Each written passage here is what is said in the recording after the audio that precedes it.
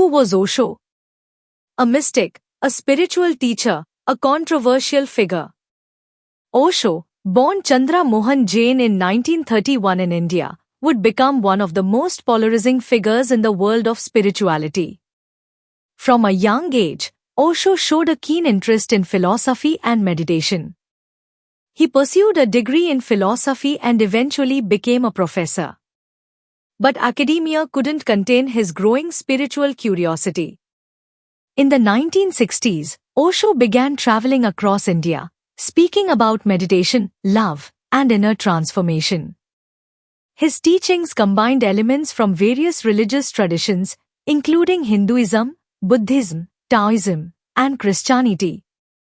This eclectic approach resonated with many. Osho's fame grew rapidly. He established an ashram in Pune, India, which attracted thousands of seekers from around the world.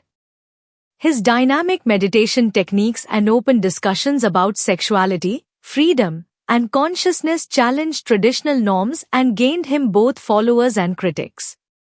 In the 1980s, Osho and his followers moved to Oregon, USA, to establish a new commune, Rajneeshpuram. The commune quickly became a self-sufficient city with its own infrastructure. However, it wasn't long before tensions arose with local residents and authorities.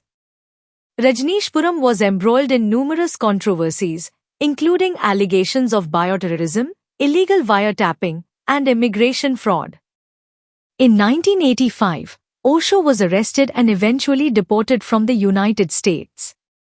These events significantly tarnished his reputation. Despite these setbacks, Osho continued his spiritual work after returning to India.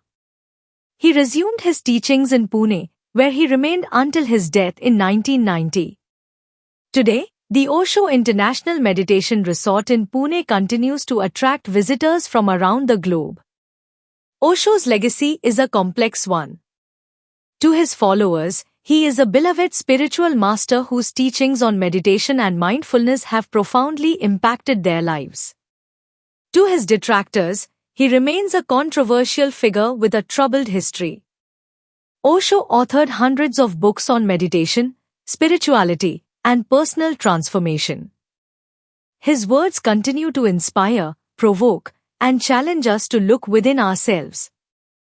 Whether you see him as a guru or a provocator, there's no denying the lasting impact Osho has had on the spiritual landscape of the modern world.